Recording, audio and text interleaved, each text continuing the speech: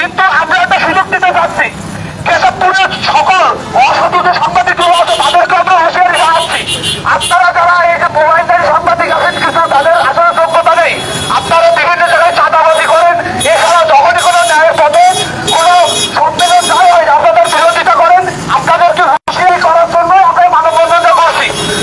আর কেশবপুরে এই যে অসাধু অশিক্ষিত, আসলে উনি শিক্ষিত না, উনি আসলে অশিক্ষিত, এই অশিক্ষিত যে সাংবাদিক সমাজ সরকার, তিনি আসলে একটা রাজনৈতিক ব্যক্তি আর একজন সাংবাদিক। একজন সাংবাদিক যদি রাজনৈতিক ব্যক্তি হয় তাহলে সে কিভাবে সাংবাদিক হয়? এই ধরনের অবস্থা তৈরি করে সে রাজনৈতিক ব্যক্তি বলেই।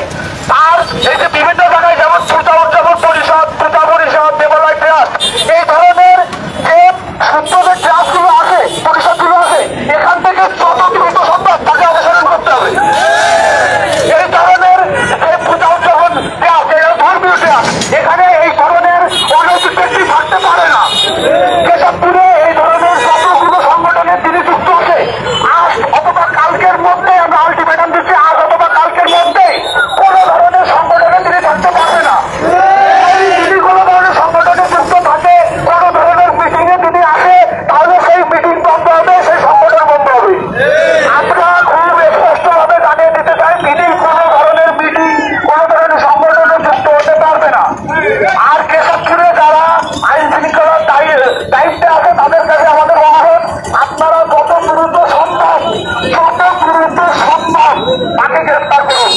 বাংলাদেশের ভিতরে 45 জনের নাম আসছে ইন্টারন্যাশনাল ট্রাইব্যুনালে, তার ভিতরে বিধি আসছে। তার মানে আপনারা চিন্তা করেন তিনি কত বড় লেভেলের অপরাধী।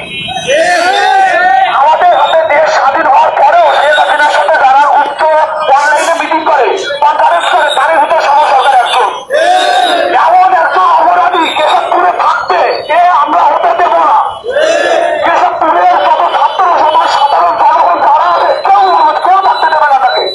আমরা চাচ্ছি না যে কোনো কেশবপুরে কোনো অশৃঙ্খলতা তৈরি হোক, যদি তৈরি হয় তার দায়িত্বে একমাত্র এখন পুলিশের এবং প্রশাসনের থাকবে। কারণ এখনো পর্যন্ত আমরা কোনো বিশৃঙ্খলতা তৈরি করিনি, আমরা চাচ্ছিও না তৈরি করতে। আমাদের কোনো কথাবার্তায় আপনারা দেখবেন না আমরা বিশৃঙ্খলা করতে চাচ্ছি, কিন্তু প্রশাসন যদি তার দায়িত্ব ঠিকভাবে পালন না করে, ছাত্র সমাজ কিন্তু আরো একবার মাঠে নামবে। আপনাদেরকে বারবার হুঁশিয়ারি দিচ্ছি, ছাত্র সমাজ যে তার পড়ালেখায় ফেরত গেলেও আমরা কিন্তু মাঠ ছাড়ি নাই। কারণ এই যে অবৈধ যে সরকার ছিল, তার যে দোসররা, তার যে প্রতিনিধিরা প্রত্যেক সেক্টরে এখন আছে, তাদেরকে দেশে দেশে নির্মূল না করা পর্যন্ত এই মাঠ আমরা ছাড়বো না। আপনারা যদি মনে করেন যে সে চলে গেছে বা প্রতিনিধিরা যা খুশি তাই করবে, আপনারা প্রকাশ স্বর্গে বাস করছেন। আপনাদের কাছে আমাদের অনুরোধ, আপনারাও দাবি তুলুন, যারা সাধারণ জনগণ আছে কেশবপুরে, আপনারাও দাবি তুলুন, প্রশাসনের কাছে যান, যার যে ধরনের তার বিরুদ্ধে অভিযোগ আছে আপনারা প্রশাসনের কাছে জানান, এবং প্রশাসনের কাছে আমরা যত দ্রুত সম্ভব তাকে গ্রেপ্তার করা হোক, তাকে আইনের আওতায় আনা হোক। এবং শেষের কারণে বলতে চাই, কেশবপুরে যারা সাংবাদিক আছে, যারা অযোগ্য সাংবাদিক আছে, তাদের বিরুদ্ধে স্টেপ নেন। যেহেতু আপনারা যোগ্যতা সম্পন্ন সাংবাদিক, আপনারা যারা অযোগ্য সাংবাদিক আছে তাদের বিরুদ্ধে স্টেপ নেন। যদি স্টেপ না নেন, যে সাংবাদিকের সংগঠন আছে সেখানে যদি আমরা এমন কোন সাংবাদিক পাই যে আন্দোলন বিরোধিতা করেছে, এখনো পর্যন্ত সেই আন্দোলনে, সেই সংগঠনের মিটিং এ কাজ করতেছে, সাংবাদিক হিসেবে কাজ করতেছে, সেই সংগঠন কিন্তু থাকবে না।